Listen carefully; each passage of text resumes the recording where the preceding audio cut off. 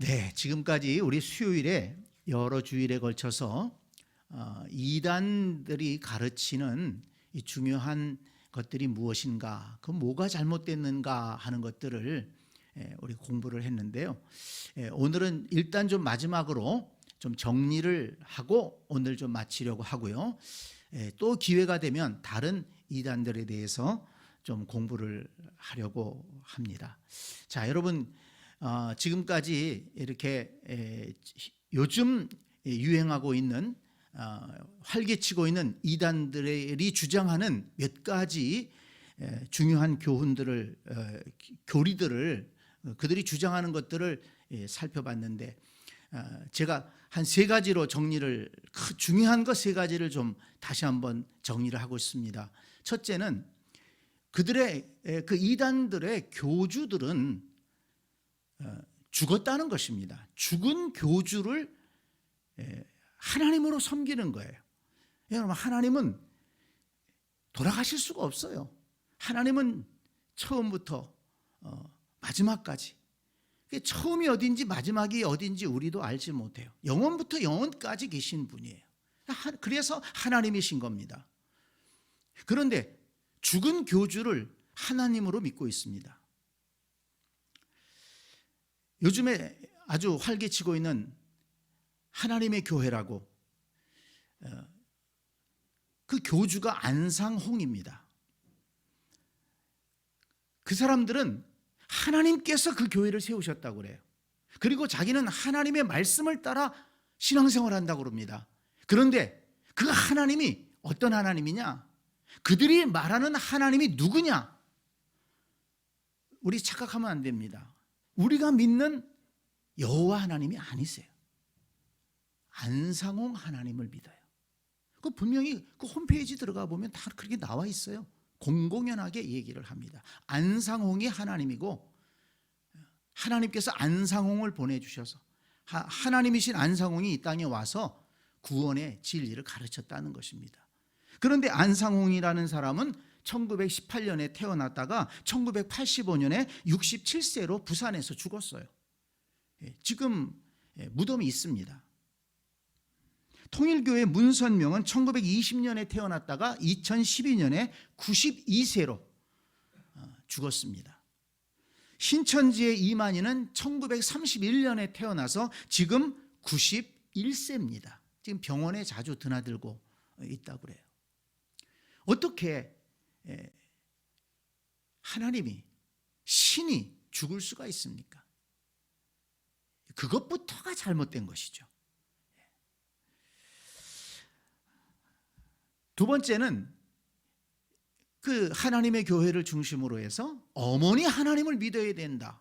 그래서 어머니 하나님을 안 믿는 교회는 이건 잘못된 거다. 성경대로 어머니 하나님을 믿는다라고 얘기를 합니다.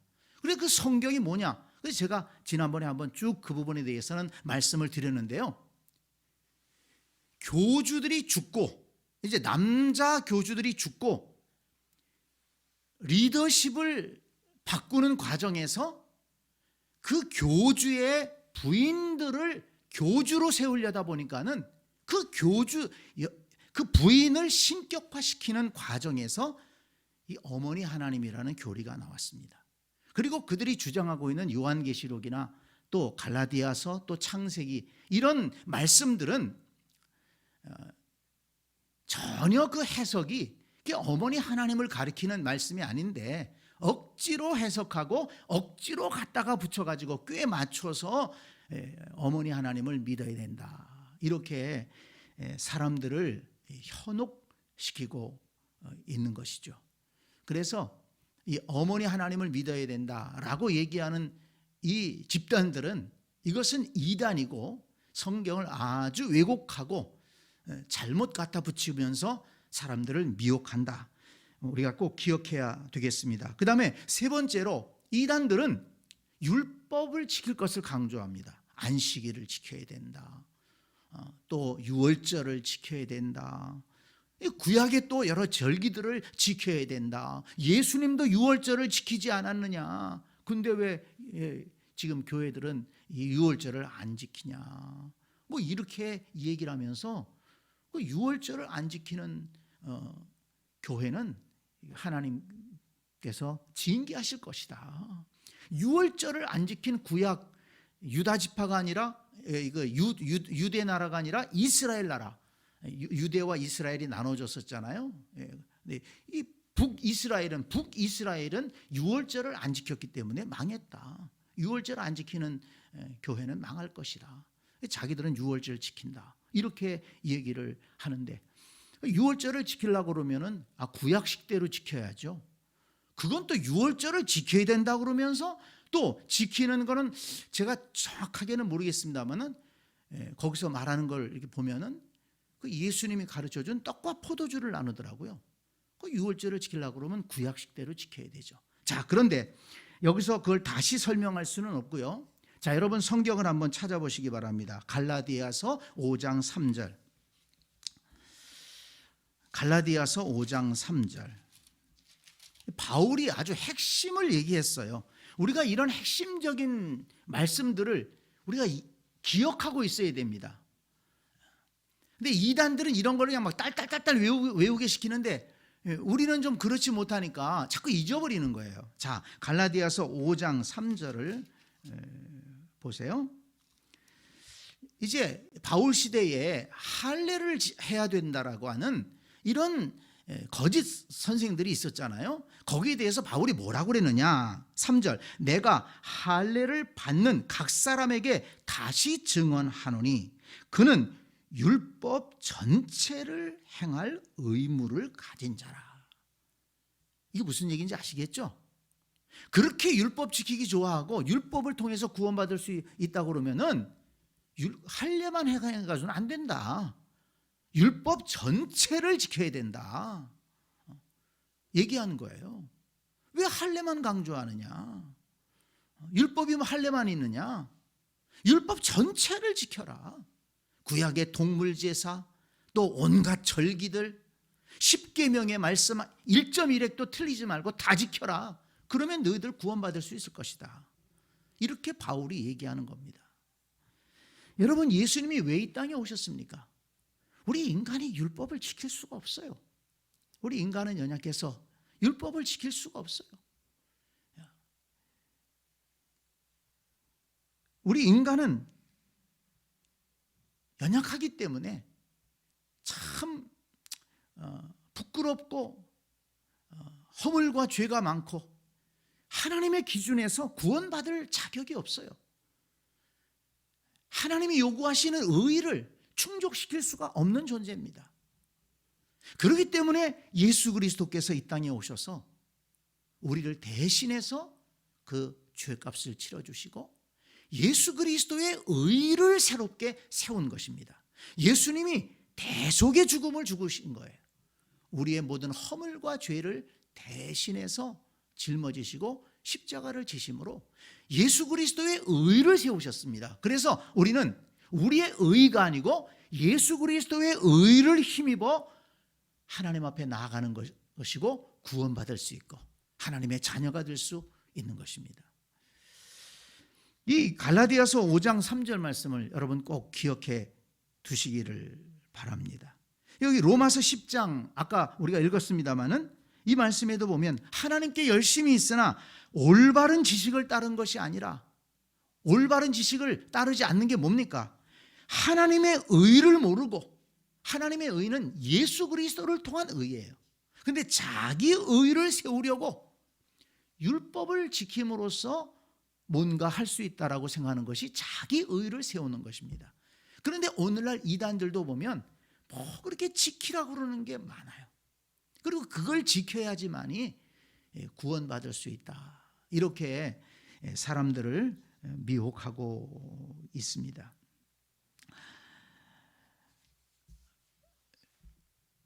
그리고 요즘에 또 한 가지 그 이단들이 얘기하는 것 가운데 뭐라고 얘기하냐면 요즘에 교회들은 자꾸 쇠약해지지 않느냐. 근데 자기들은 막 부흥한다는 거예요. 그러면서 뭐 10만이 모였느니 뭐 30만이 모였느니 그냥 이렇게 우리 이 교회가 부흥하는 걸 보면 자기들이 진짜라는 거예요. 지금 교회들은 지금 쇠퇴하고 있지 않느냐.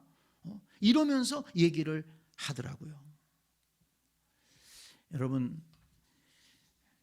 이런 얘기를 들을 때 정신 차리고 들어야 됩니다. 예수님께서 경고하셨어요. 마태복음 24장 23절을 보면 그때 사람이 너희에게 말하되 보라 그리스도가 여기 있다 혹 저기 있다 하여도 믿지 말라. 거짓 그리스도들과 거짓 선지자들이 일어나 큰 표적과 기사를 보여 할 수만 있으면 택하신 자들도 미혹하리라. 보라 내가 너희에게 미리 말하였노라. 이 마지막 때가 되면 큰 표적과 기사를 나타내 보이는 이런 거짓 선지자들, 거짓 그리스도들이 많이 나타날 거라는 말씀이에요. 여러분 사실 세상적으로 보면 이런 문선명이 같은 사람들 대단한 사람입니다. 대단한 이런 머리가 좋고 이 전략이 뛰어난 사람 아닙니까? 그러니까 그렇게 오랫동안 그 왕국을 세운 것 아니겠어요? 또 세계로 그거를 퍼뜨리고 이 교주들이라고 하는 사람이 보통 머리를 가진 사람들이 아닙니다. 뛰어난 사람들이죠. 그렇지만 그들은 그 뛰어난 머리를 가지고 뛰어난 재능을 가지고 적그리스도 짓을 하고 있는 거예요. 거짓 그리스도 짓을 하고 있는 것입니다. 거기에 사람들이 미혹을 당해서 그곳에 사람들이 모이고 있는 거예요. 마지막 때의 현상입니다. 그래서 사람들이 모인다고 그래서 여기 그리스도가 있다 저기 그리스도가 있다 그래도 절대로 쳐다보지도 마라. 예수님이 분명하게 말씀하지 않으셨습니까? 예수님의 재림은 공중으로부터 재림하실 거다. 모든 사람들이 볼 수 있도록 공중으로부터 천군 천사와 함께 큰 나팔 소리와 함께 영광스럽게 재림할 것이라고 말씀하셨습니다. 그래서 자기들은 사람들이 많이 모이고 교회는 쇠퇴한다 이런 얘기에 넘어가면 안 됩니다. 여러분 교회가요 보세요. 지금까지 역사적으로 이단들은 수많은 이단들이 일어났다가 크게 번성하는 것 같다가 망하고 번성하는 것 같다가 망하고 수많은 이단들이 있었습니다. 그렇지만 예수 그리스도의 교회는 지금까지 지금 땅끝을 향해서 주님이 말씀하신 대로 예루살렘과 온 유대와 사마리아와 땅끝까지 지금 땅끝을 향해서 이 복음은 계속해서 지금 확장하고 있습니다. 일부 이런 교회에서 교회들이 좀 쇠퇴하는 그런 양상들을 보이지만요.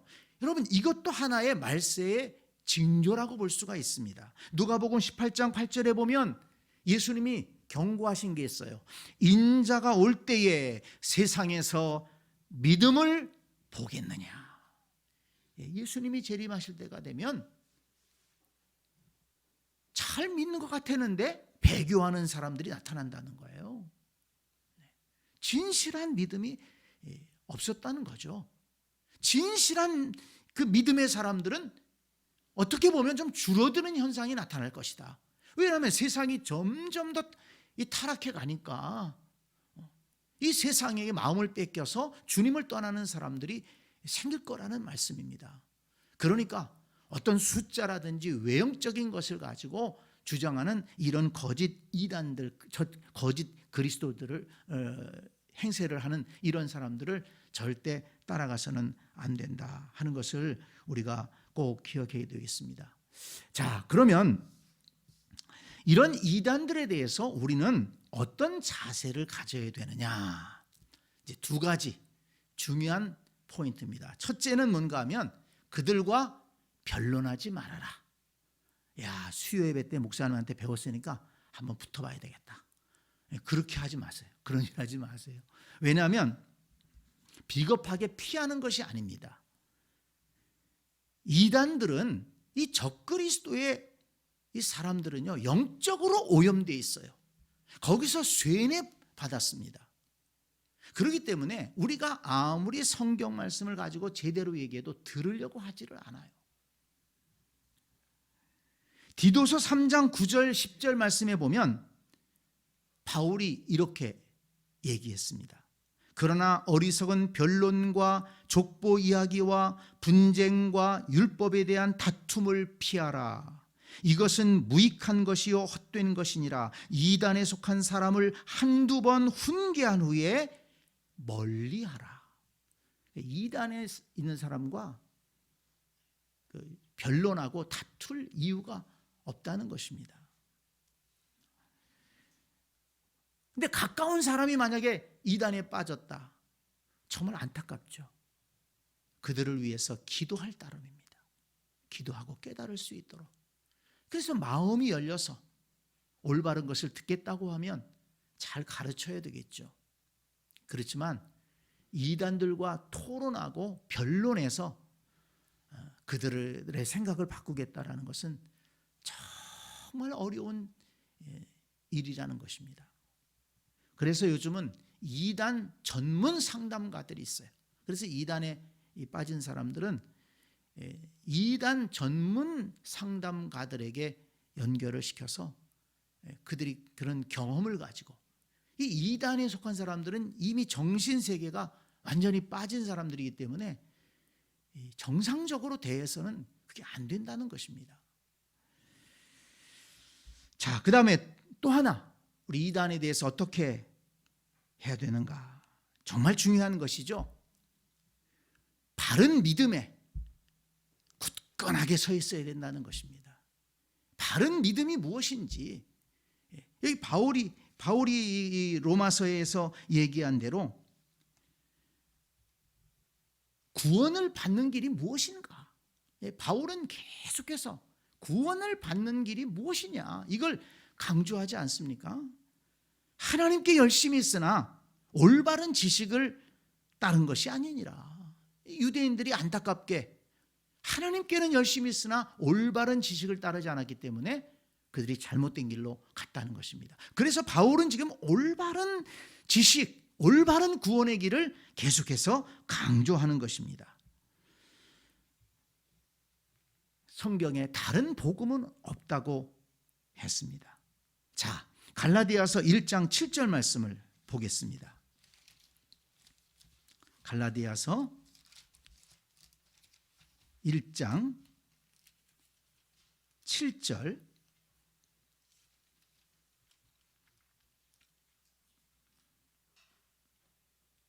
갈라디아서 1장 7절.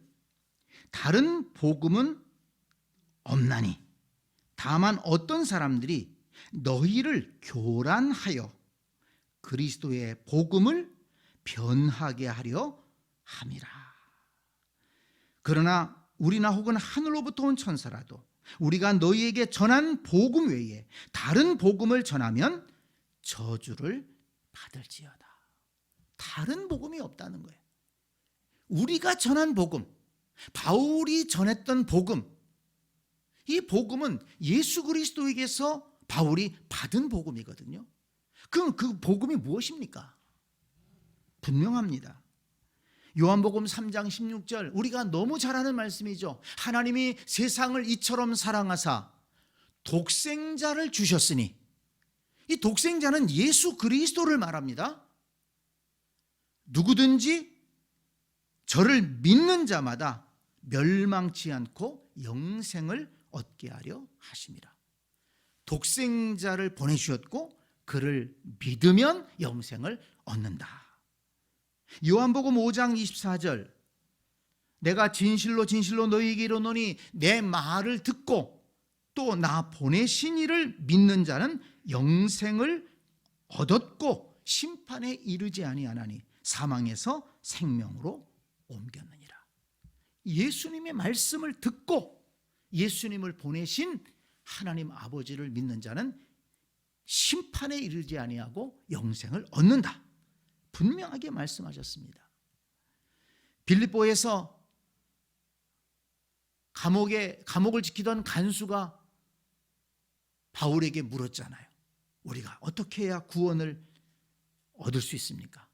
그럴 때 바울이 아주 짧은 문장으로 분명하게 얘기하지 않습니까? 주 예수를 믿으라. 그리하면 너와 내 집이 구원을 얻으리라. 이게 바울의 복음이에요. 예수 그리스도께로부터 받은 바울의 복음입니다. 주 예수를 믿으라. 그리하면 너와 네 집이 구원을 얻으리라. 갈라디아서 2장 16절에서 바울은 또 얘기합니다. 사람이 의롭게 되는 것은 율법의 행위에서 난 것이 아니요 오직 예수 그리스도를 믿음으로 말미암는 줄 아는 거로 우리도 그리스도 예수를 믿나니 이는 우리가 율법의 행위에서가 아니요 그리스도를 믿음으로써 의롭게 함을 얻으려 함이라. 율법의 행위로서는 의롭다 함을 얻을 육체가 없느니라. 율법으로서는 의롭다 함을 얻을 육체가 없다는 거예요. 단적으로 얘기합니다. 오직 믿음으로 예수 그리스도를 믿음으로만이 우리는 구원받을 수 있다. 이것을 성경은 강조하고 있습니다. 오순절 성령을 체험하고 베드로가 예루살렘 거리에 나가서 크게 복음을 전하면서 외칠 때 뭐라고 외쳤습니까? 자, 우리 한번 찾아볼까요? 사도행전 16장. 사도행전 16장이 아니고 사도행전 4장 12절. 사도행전 4장 찾아봅니다. 사도행전 4장 12절. 중요한 말씀이죠. 다른 이로서는 구원을 받을 수 없나니 천하 사람 중에 구원을 받을 만한 다른 이름을 우리에게 주신 일이 없음이라 하였더라. 다른 이로서는 구원을 받을 수 없다. 오직 예수 그리스도, 너희가 십자가에 못 박은 예수 그리스도를 하나님께서 살리셨고 온 인류의 구주가 되게 하셨다. 베드로가 성령 받고 예루살렘 거리에서 외친 말씀입니다. 자, 여러분, 오직 예수 그리스도 외에는 구원 얻을 이름이 없다. 이 말씀을 굳게 붙잡으시기 바랍니다. 이 믿음 위에 굳게 서 있으면 다른 이단에 빠질 리가 없어요. 다른 복음은 없습니다. 다른 이름을 주신 일이 없습니다. 율법의 행위로서는 구원받을 수 없습니다. 오직 예수 그리스도의 십자가의 복음만이 우리를 모든 허물과 죄를 용서받게 하고 하나님의 자녀가 되게 하고 또 영생의 은혜를 누리게 한다는 이 사실을 우리가 굳게 붙들고 나아간다면 어떤 이단들이 유혹해 올지라도 거기에 빠지지 않고 우리가 믿음을 잘 지키고 나갈 수 있을 줄 믿습니다. 오늘 이 말씀을 여러분 잘 기억하시기 바랍니다. 이 말씀을 머릿속에다가 넣어놔야, 가슴속에다 넣어놔야 그런 잘못된 이단들이 올 때 거기에 혹하지 않고 귀를 열지 않고 내 속에 있는 이 말씀이 나를 지켜주는 것입니다.